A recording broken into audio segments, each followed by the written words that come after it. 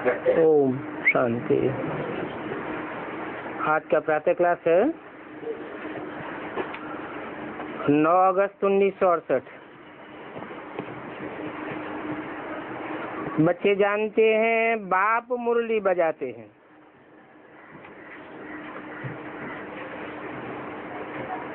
जो मुरली सभी के पास जाती है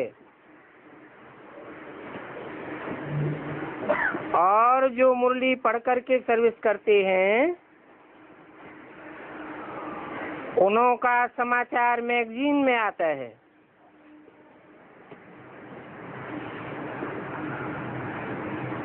अभी बच्चे मैगजीन पढ़ते हैं व नहीं? अगर पढ़ेंगे तो सेंटर्स के सर्विस समाचार मालूम पड़ेगा। फलानी फलानी जगह ऐसी ऐसी सर्विस हो रही है। जो पढ़ेंगे ही नहीं उन्हों को कुछ भी समाचार का मालूम नहीं पड़ेगा।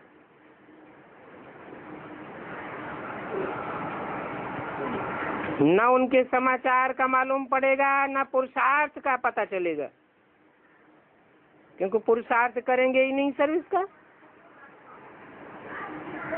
समाचार सुनकर के दिल में आता है मैं भी ऐसी सर्विस करूं।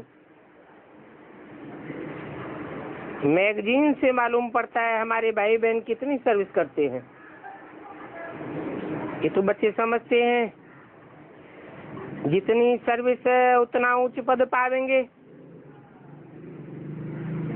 इसलिए मैगजीन भी उत्साह दिलाती है सर्विस कराने के लिए। तो ये मैगजीन कोई फालतू नहीं बनती है। फालतू वो समझते हैं जो खुद नहीं पढ़ते हैं न सर्विस करते हैं। कोई कहे हम तो अक्षर ही पढ़ना नहीं जानते। अरे रामायण भागवत गीता आदि सुनने के लिए जाते हो ना, तो ये भी सुननी चाहिए, नहीं तो सर्विस का हौसला नहीं बढ़ेगा। बाप के पास तो सभी समाचार आते हैं, तो ये मैगजीन भी सुननी चाहिए। फलानी जगह ये सर्विस हुई। अगर शौक हो तो किसको भी कहे पढ़ करके सुनाए। बहुत सेंटर्स पर ऐसे होंगे जो मैगजीन पढ़ते ही नहीं होंगे, और बहुत हैं जिनके पास तो सर्विस का नाम निशान भी नहीं रहता है। तो पद भी ऐसा ही पावेंगे जैसे कि सेवा की कोई कदर ही नहीं। ये तो समझते हो कि राजधानी स्थापन हो रही है, उसमें जो जितनी मेहनत करते हैं ऐसा ही पद पाते हैं। पढ़ाई में भी अटेंशन नहीं देंगे तो फेल हो जाएंगे। बाप समझाते हैं ऐसे नहीं कहेंगे कि रामचंद्र फेल हुआ, नहीं, कोई बच्चे फेल हुए जो पढ़ करके रामचंद्र बनते हैं।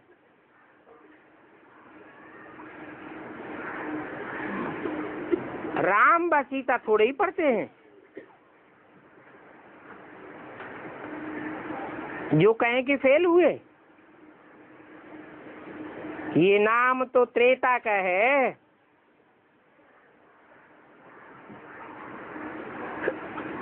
संगम युग में तो कुछ नाम और ही होगा।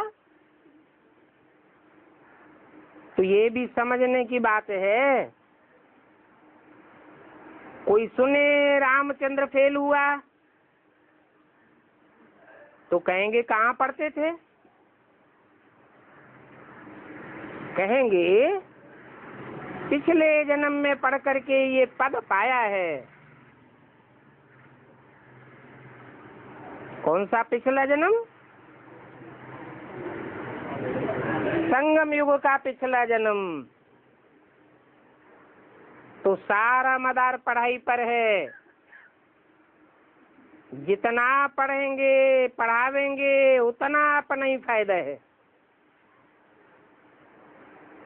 बहुत बच्चे हैं जिनको मैगजीन पढ़ने का ख्याल भी नहीं आता है। अपने शरीर निर्वाह के लिए शिव बाबा के भंडारे में आकर बैठे हैं, सर्विस नहीं करते हैं, तो ऐसे क्या पद पावेंगे? पाई पैसे का पद पाई लेंगे। सरेंडर हुए हैं तो राजघराने में तो आवेंगे, परंतु राजा रानी तो नहीं बनेंगे। प्रिंस प्रिंसेस में भी ऊंचे और नीचे होते हैं। वहाँ ये ख्यालात नहीं रहती है कि इसने पुरुषार्थ नहीं किया है तब ये पद पाया है। नहीं, ये कर्म विकर्म की सारी बातें यहाँ ही बुद्धि में रहती हैं। कल्प के संगम युग पर ही बाप आकर के समझाते हैं। जो नहीं समझते हैं वो जैसे कि पत्थर बुद्धि है। तुम भी समझते हो, पहले हम भी तुच्छ बुद्धि थे, फिर तुच्छ बुद्धियों में भी परसेंटेज होती है। बाबा बच्चों को समझाते हैं, बम्बई में सभी को इकट्ठा किया है, उनको भी समझाने का ये मौका बहुत अच्छा है कि अभी कलयुग है, इस कलयुग में अपार दुख हैं। बोलो, ये दुख हैं। जो सेंसिबल होंगे वो तो झट समझ जाएंगे, ये तो ठीक बोलते हैं। तुम भी समझते हो, कल हम कितने दुखी थे, अपार दुखों के बीच में थे, अभी फिर अपार सुखों के बीच में जा रहे हैं। ये है ही रावण राज्य, कलयुग है, और ये बात भी तुम जानते हो। जानते हैं और औरों को नहीं समझाते हैं तो बाबा कहेंगे ये कुछ भी नहीं जानते। जो जानते हैं तो कहें सर्विस करें और उनका समाचार भी मैगजीन में आवे। कब कब ऐसे ही कोई का नाम ठोक देते हैं, उनको ये पता नहीं है बाबा के पास सर्विसेबल कौन कौन है। कोई का भी नाम ठोक देते हैं, फलाने का लेख है। कब कब तो भागंती हो जाने वाले का भी नाम मैगजीन में ठोक देते हैं। उनको तो पता नहीं पड़ता है ये भागंती हो गया है या भागंती होने वाला है, माया खा जाती है। बाबा के पास तो ये सभी समाचार आते रहते हैं। दिन प्रतिदिन बहुत सहज पॉइंट भी सुनाते रहते हैं। वो लोग तो समझते हैं कलयुग अर्जुन बच्चा है, जब संगम युग समझे तब भेंट कर सके कि सतयुग और कलयुग में क्या अंतर है। कलयुग में अपार दुख है और सतयुग में अपार सुख है। बोलो, ये अपार सुख और अपार दुखों का संगम है। अपार सुख बच्चों को बाप दे रहे हैं, उसको कहते हैं अतीन्द्रिय सुख, जिस सुखों का कोई वर्णन नहीं कर सकता और हम वर्णन कर रहे हैं। ऐसी बातें कोई समझा ही नहीं सकता कि बाप से प्रैक्टिकल जीवन में कौन से अपार सुख मिलते हैं। सतयुग आदि में फर्स्ट नारायण को अपार सुख मिलते हैं या पुरुषोत्तम स्वर्णिम संगम युग में अपार सुख मिलते हैं। कहेंगे संगम युग में बाप आते हैं। जब बाप आते हैं तो बच्चों को अपार सुख देते हैं। उन सुखों में इंद्रियों की वासना का नाम निशान भी नहीं रहता। इसकी निशानी क्या है? चित्रों में समझानी क्या है? लक्ष्मी नारायण के चित्र में ये समझानी है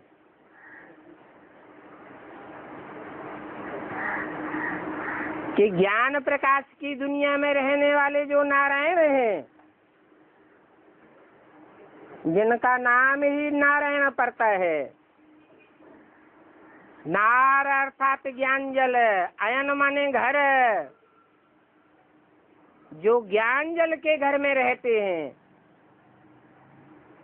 अर्थात 5 तत्वों की दुनिया में बुद्धि से नहीं रहते हैं, ज्ञान के प्रकाश विलय में उनको दिखाया गया है। नहीं तो चित्रकार कैसे चित्रण करे? ऐसे लक्ष्मी नारायण जो डायरेक्ट इसी जन्म में नर से नारायण बनते हैं, वो अपार सुखों की दुनिया में रहते हैं। उनका इंद्रियों का सुख नहीं है। इंद्रियों के सुख से नई सृष्टि के पहले पत्ते का जन्म नहीं होता है।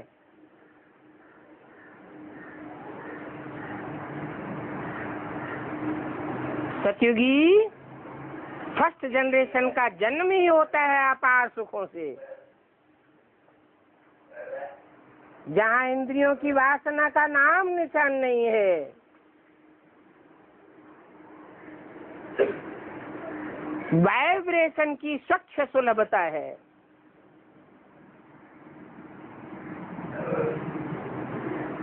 उन अपार सुखों का हम वर्णन कर रहे हैं। बाप के सिवाय और तो कोई ऐसे समझा ही नहीं सकता। तुम भी बाप से नई नई बातें सुनते हो।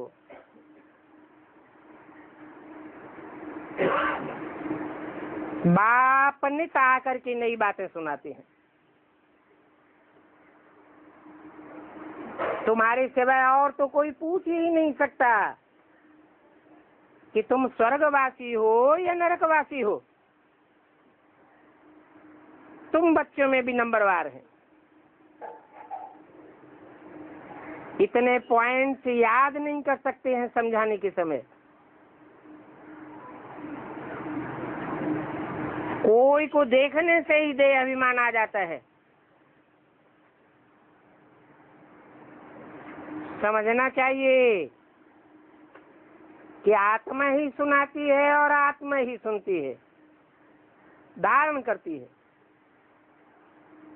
परंतु अच्छे अच्छे महारथी भी भूल जाते हैं। समझाते समझाते देह अभिमान में आकर के बोलने लग पड़ते हैं। और ऐसे सभी का होता है।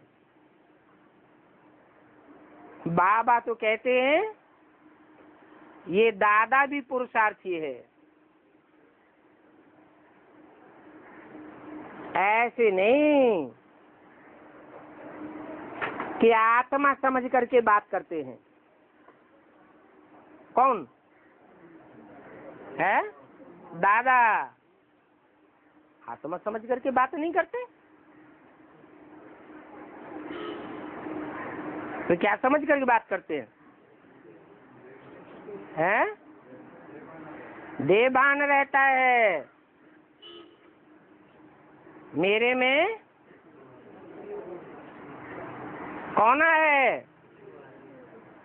शिव बाप है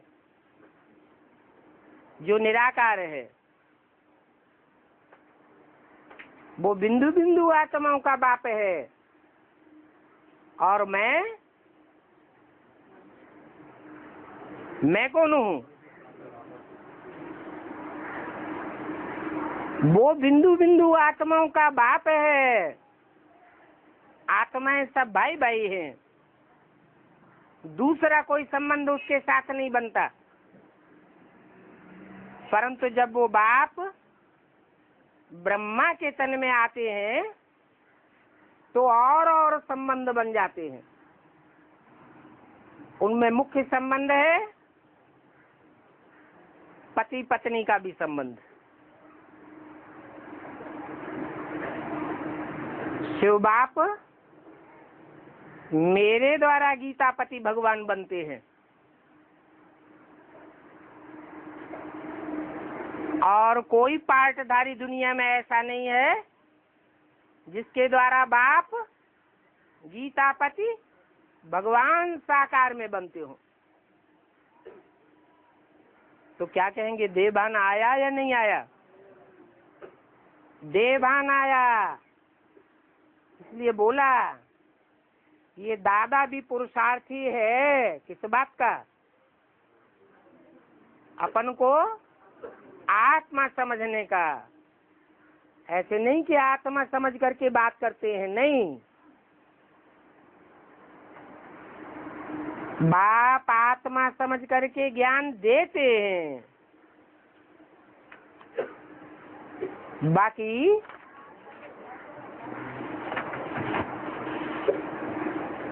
जो भी बच्चे हैं वो सब भाई भाई हैं और वो पुरुषार्थ कर रहे हैं।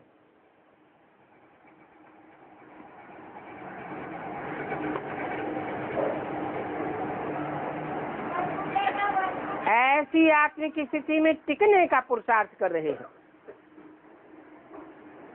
तो तुम बच्चों को भी समझाना है कि कलयुग में अभी अपार दुख है।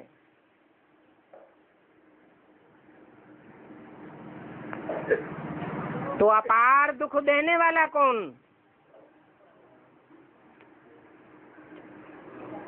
अपार सुख देने वाला तो एक बाप है जो इंद्रियों से परे का सुख देता है। फिर इंद्रियों के द्वारा अपार दुख देने वाला कौन है? कहेंगे रावण। सतयुग में होता है अपार सुख। अभी संगम युग चल रहा है तो बाप रास्ता बताते हैं अपार सुखों में जाने का। क्या रास्ता बताते हैं? हैं? अपन को आत्मा समझ, आत्माओं के बाप को याद करो तो देह के द्वारा दिए हुए जितने भी विकर्म हैं वो सब भस्म हो जाएंगे। इंद्रियों से ही सुख और दुख भोगा है। इंद्रियों से भोगा हुआ सुख अपार सुखों की लिस्ट में नहीं आ सकता।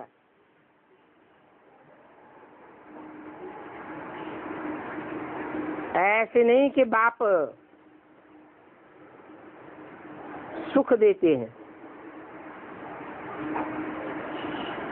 हाँ? कौन सा बाप सुख दुख नहीं देते हैं? हैं? कौन सा बाप है जो न सुख देता है न दुख देता है? कौन सा है? शिव बाप न सुख देते हैं न दुख देते हैं, फिर काहे के लिए आते हैं? रास्ता बताने के लिए आते हैं। रावण भी दुख नहीं देते हैं, फिर कौन दुख देता है? रावण दुख नहीं देते हैं, दुख का रास्ता बताते हैं। बाप न दुख देते हैं न सुख देते हैं, वो भी रास्ता बताते हैं। फिर जो जितना पुरुषार्थ करेंगे उतना सुख मिलेगा। सुख देते नहीं है, कहेंगे कि बाप की श्रीमत पर चलने से सुख पाते हैं, तो बाप सिर्फ रास्ता बताते हैं। रावण से दुख का रास्ता मिलता है। क्या ये रावण कौन है जिससे दुख का रास्ता मिलता है? अरे कोई है या नहीं है? है? पूछते हैं मुरली में, रावण कौन? जरूर कहेंगे ये गुरु लोग, परंतु गुरुओं में भी अव्वल नंबर कौन? अगर बाप दुख देता हो तो सभी को फिर एक जैसा वर्षा मिलना चाहिए। सुख का वर्षा भी एक जैसा मिलना चाहिए, दुख का भी वर्षा एक जैसा मिलना चाहिए। जैसे लौकिक बाप भी बच्चों को वर्षा बांटते हैं, यहाँ तो जैसा पुरुषार्थ करेंगे वैसा वर्षा मिलेगा। तो बाप रास्ता बहुत सहज बताते हैं, ऐसे ऐसे करेंगे तो इतना ऊंच पद पावेंगे।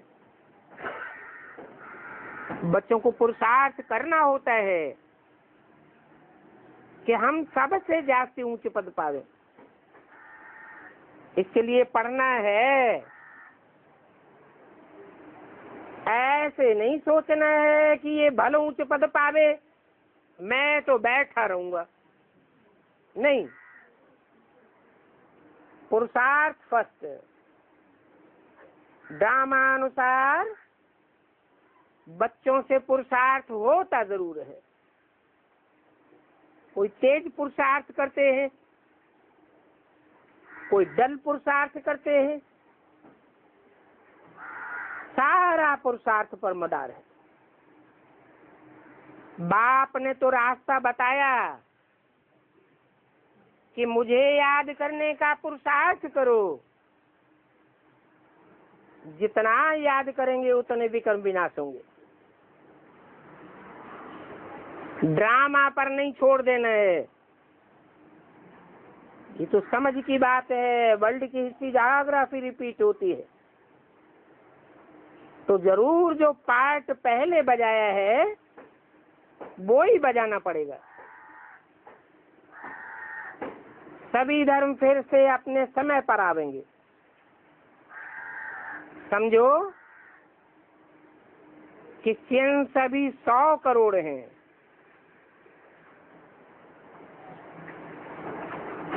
फिर इतने ही पार्ट बजाने आवेंगे कब? है 100 करोड़ 68 तक इतने ही 100 करोड़ क्रिश्चियंस पार्ट बजाने के लिए आवेंगे। आत्मा का कब विनाश नहीं होता है, न उनके पार्ट का विनाश होता है। ये समझने की बातें होती हैं। जो समझते हैं वो दूसरों को समझावेंगे जरूर। कहते भी हैं धन दिए धन ना कूटे। धारणा होती रहेगी, औरों को भी साहूकार बनाते रहेंगे। ये साहूकार बनना भी कोई कम पद नहीं है, परंतु तकदीर में नहीं है तो अपन को भी बेसमझ समझते हैं, बेबस समझ लेते हैं। हम तो मुख से कुछ नहीं बोल सकते, ऐसे समझते हैं। टीचर कहेंगे नहीं बोल सकते हो तो तुम्हारी तकदीर में पाई पैसे का पद मिल जाएगा। तकदीर में नहीं है तो बोलने की, प्रैक्टिस करने की तदबीर भी क्या कर सकेंगे। ये बेहद की पाठशाला है। हर एक टीचर की सब्जेक्ट अपनी अपनी होती है। बाप के पढ़ाने की तरकीब बाप ही जानते हैं। तुम बच्चे भी जानते हो नंबरवार, और कोई नहीं जान सकता। तुम बच्चे कितनी कोशिश करते हो तो भी जब समझे तब बात है, बुद्धि में बैठता ही नहीं है। जितना नजदीक होते जाते हैं देखने में आता है होशियार होते जाते हैं। कौन है? किसकी बात हुई? अरे बच्चों की ही बात हुई। बच्चे याद करते करते जितना बाप के नजदीक होते जाते हैं देखने में आता है वो बच्चे होशियार होते जाते हैं। अभी म्यूजियम, रूहानी कॉलेज आदि भी खुलते रहते हैं। तुम्हारा तो नाम ही न्यारा है, नाम देते हो रूहानी यूनिवर्सिटी। ये रूहानी पढ़ाई है, पढ़ने वाली रूह है, पढ़ाने वाला भी रूह है। सारी 84 के चक्र में एक ही बार रूहानी बाप आकर के रूहानी बच्चों को पढ़ाते हैं। ड्रामा तुम देखेंगे फिर 3 घंटे के बाद रिपीट होगा। तो ये भी 5000 वर्ष का चक्र है जो हूबहू रिपीट होता रहता है। ये बात सिर्फ तुम बच्चे ही जानते हो। वो लोग भक्ति में शास्त्रों को ही राइट समझाते हैं। तुमको तो कोई भी शास्त्र नहीं रेफर करने। बाबा बैठ समझाते हैं। बाप कोई शास्त्र पढ़ा है क्या?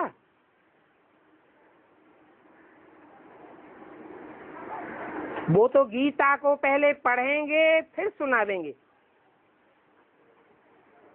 कोई ऐसा तो होता नहीं है जो माँ के पेट से गीता पढ़ करके निकले। बाप के पास नॉलेज है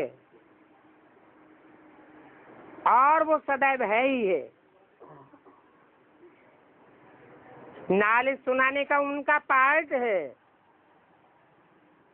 बेहद के बाप का ही पार्ट है पढ़ाने का। अपना परिचय और सत्य के आदि मध्य अंत का राज समझाते हैं। दुनिया को इस बात का पता नहीं है।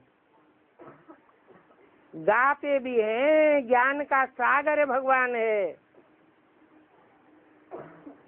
परंतु कृष्ण का नाम डाल दिया है।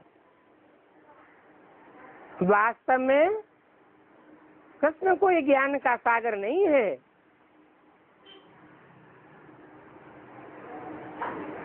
बेहद के बाप को ही ज्ञान का सागर कहा जाता है।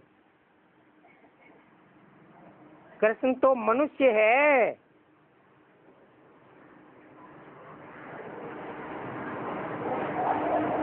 ये लक्ष्मी नारायण ज्ञान का सागर है क्या? नहीं। यही वंडरफुल बात है। हम ब्राह्मण ही ये ज्ञान सुनाते हैं श्रीमत पर, परंतु वो लोग तुम्हारी बात कब नहीं मानेंगे। तुम कितना भी समझाते हो, इस हिसाब से हम सभी प्रजापिता ब्रह्मा की संतान ठहरे। अनेक बार बने हैं, फिर बनेंगे, क्योंकि हम ब्रह्मा के बच्चे ठहरे ना।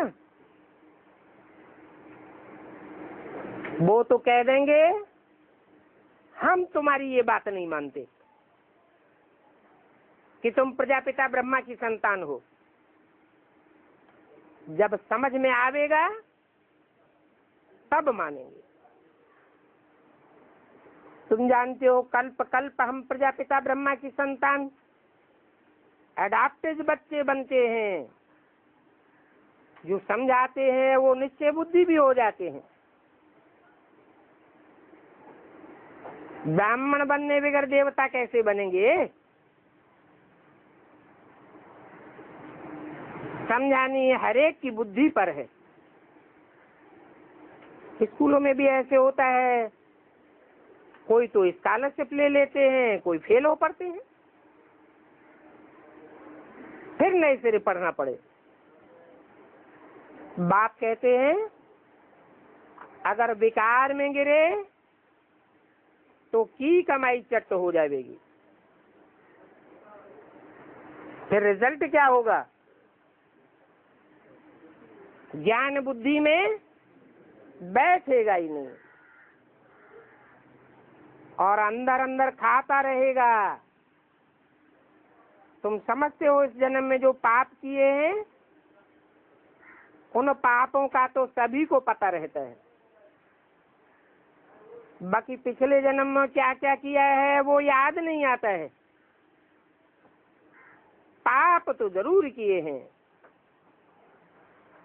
हम जानते हैं सबसे जास्ती पाप आत्मा हम बने हैं।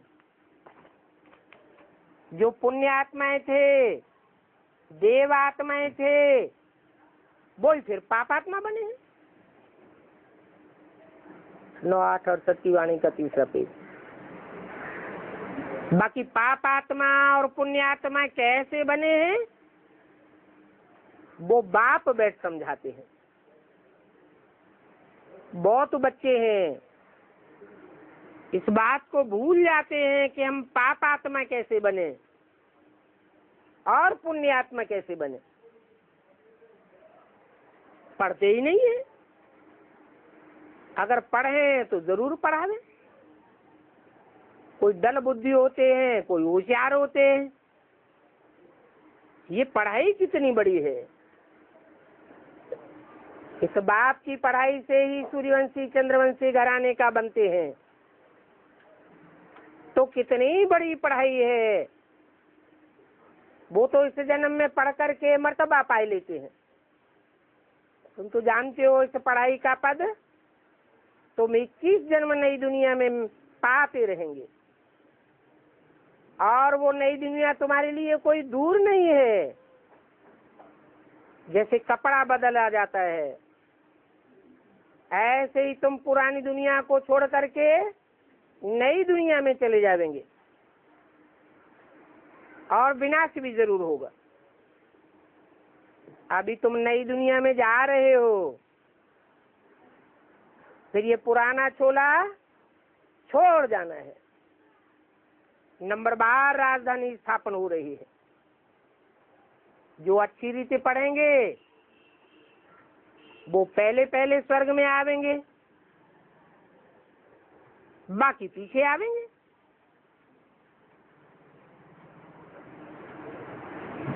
सबको ही स्वर्ग में थोड़े ही आ सकेंगे। स्वर्ग में जो दास दासियां होंगी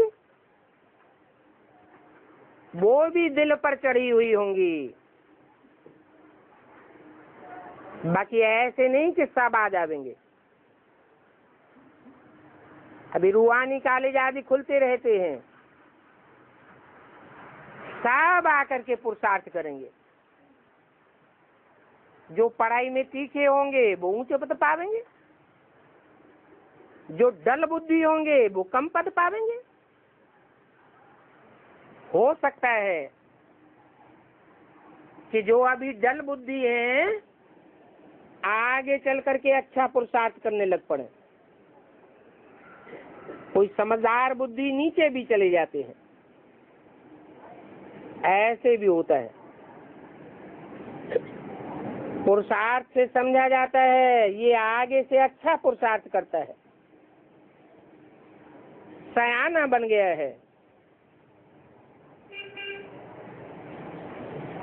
तकदीर जब जागती है तो ऊपर चढ़ जाते हैं। ये सारा ड्रामा चल रहा है।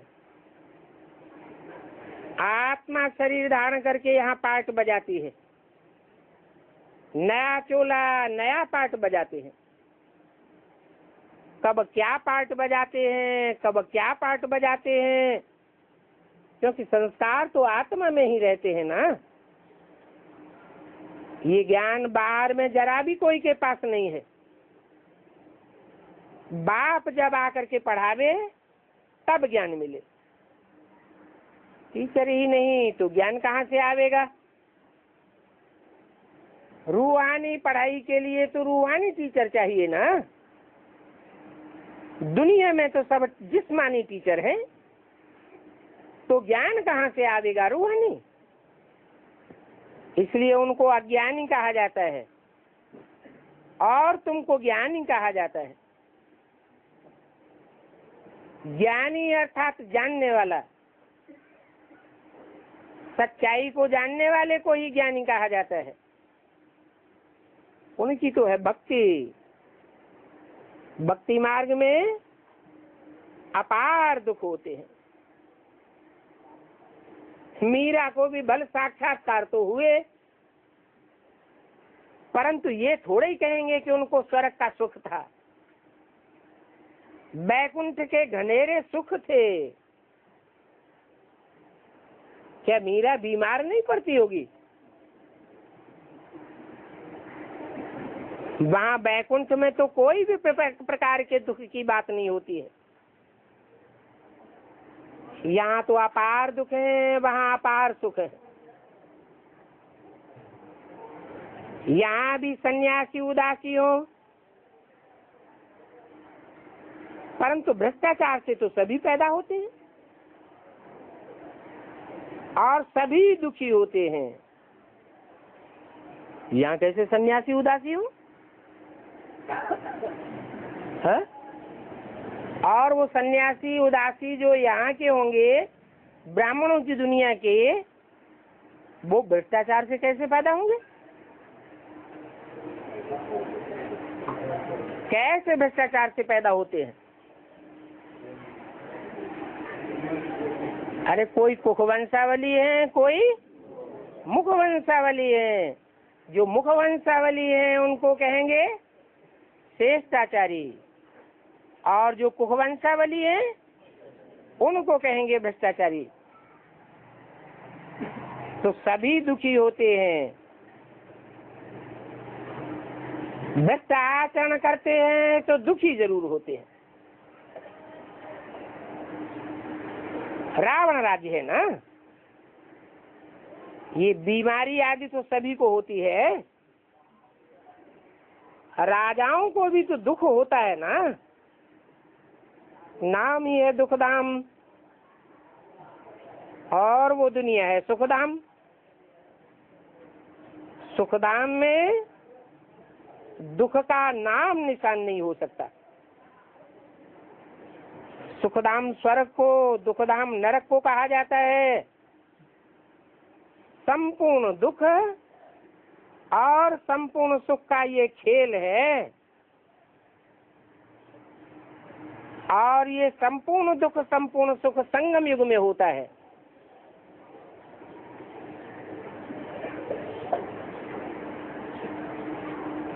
सतयुग में, द्वापर में, त्रेता में, कलयुग में संपूर्ण दुख या संपूर्ण सुख नहीं कहेंगे। हाँ, कहेंगे सतयुग आदि में है संपूर्ण सुख और कलयुग अंत में है संपूर्ण दुख। दुख की जो भी वैरायटी है वो सभी अभिवृद्धि को पाती रहती है।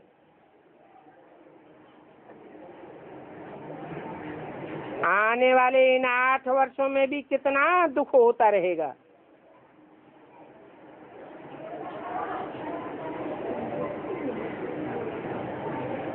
अथाह दुख के पहाड़ गिरेंगे। किनके ऊपर? कहाँ की बात बताई? ब्राह्मणों की संगमी की दुनिया में ये वाणी जब पढ़ी जा रही थी, उसके 8 वर्ष के बाद 77 में ब्राह्मणों की दुनिया में ही ऐसे ढेर के ढेर थे जिन्होंने जब ये नई सच्चाई की बात सुनी तो उनके दिल में अपार दुखों का पहाड़ गिर गया। परंतु वह लोग बोलने का टाइम ही नहीं देते हैं, समझने का टाइम देते ही नहीं है। अभी टाइम तो बहुत थोड़ा है। अगर 2 मिनट 1 मिनट भी देवें तो भी उनको समझाओ कि कैसे सतयुग आदि में अपार सुख था और कलयुग अंत में कैसे अपार दुख होते हैं। अपार सुख बाप ही देते हैं। कौन से युग में? स्वर्णिम संगम युग में अपार सुख बाप ही देते हैं। रावण से अपार दुख मिलता है।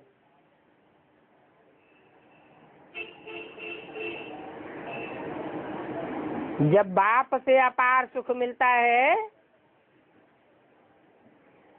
तो नई दुनिया बन जाती है या पुरानी दुनिया काबिज रहती है? तुम ब्राह्मणों के लिए नई दुनिया स्थापन हो जाती है। अभी बाप कहते हैं काम पर जीत पहनो तो जगत जीत बनेंगे।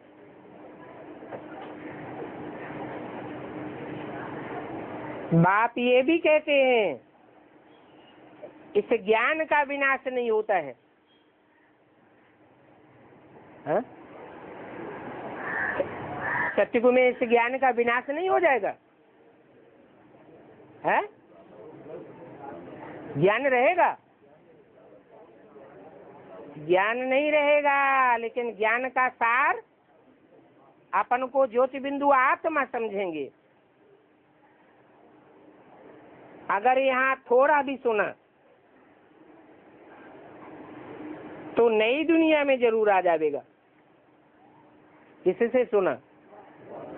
बाप से आकर के थोड़ा भी सुना तो सतयुग में जरूर आ जाएगा।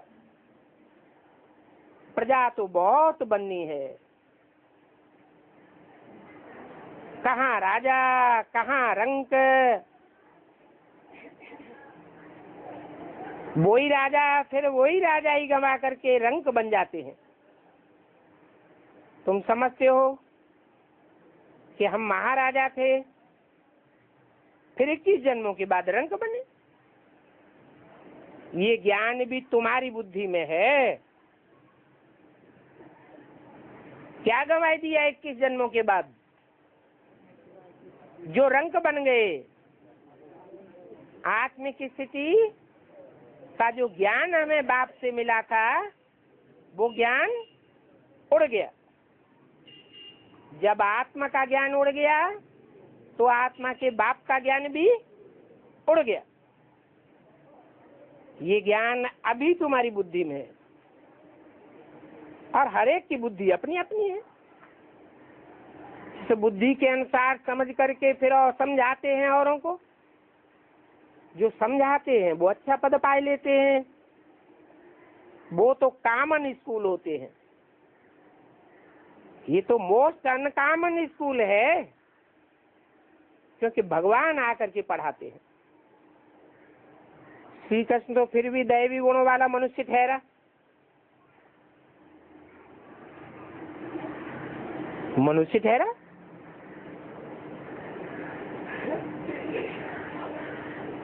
मनुष्य तो मन वाले को कहा जाता है। कहाँ की बात है? संगम युग में कृष्ण कहो, ब्रह्मा कहो, देवता है या मनुष्य है? मनुष्य आत्मा है। बाप कहते हैं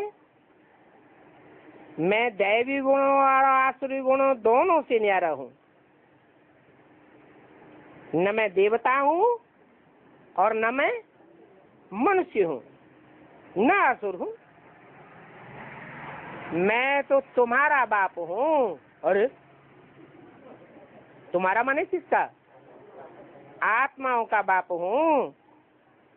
जो आत्मिक स्थिति में रहने वाले हैं उनका बाप हूँ। मैं आता ही हूँ पढ़ाने। ये नॉलेज कोई भी मनुष्य नहीं दे सकता।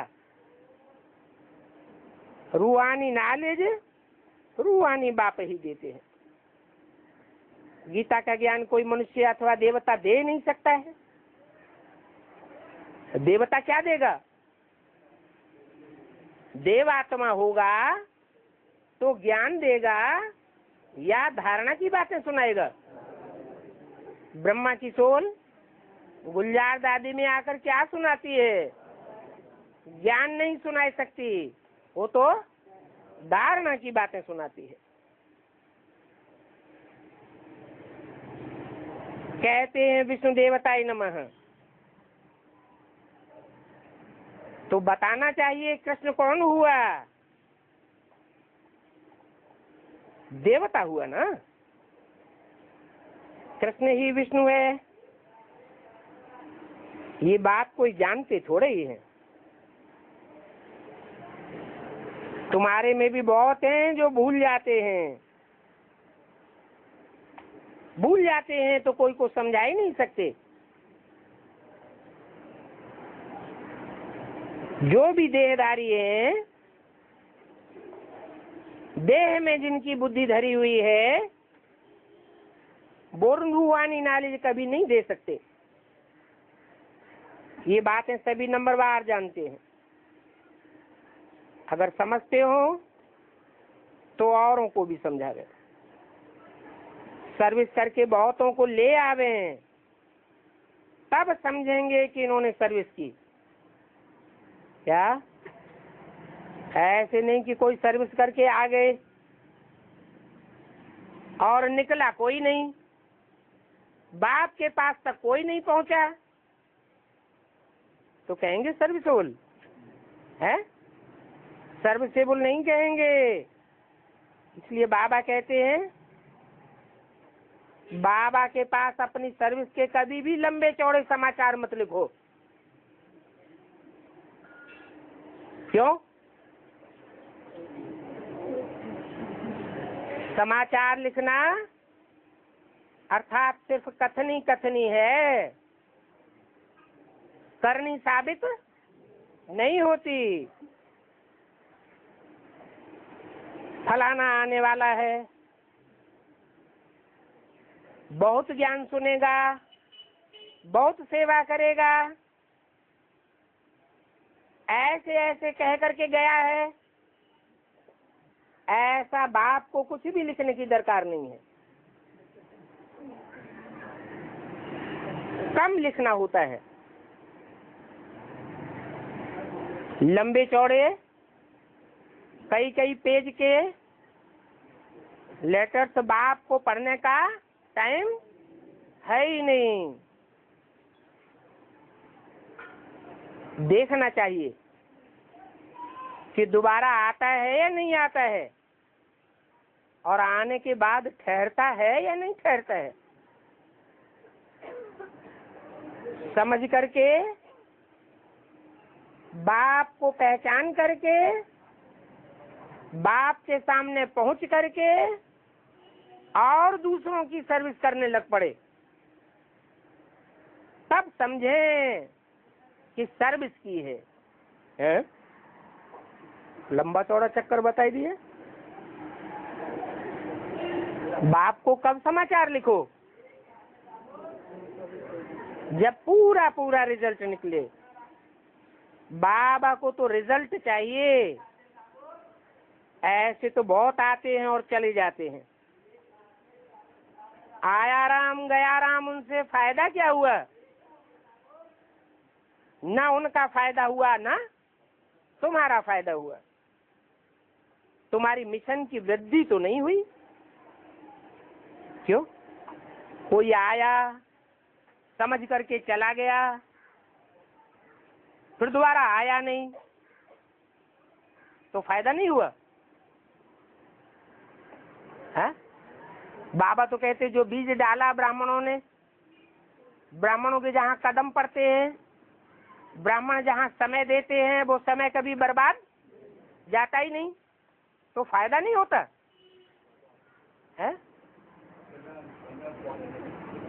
हाँ, थर्ड क्लास प्रजा क्वालिटी में चले जाएंगे।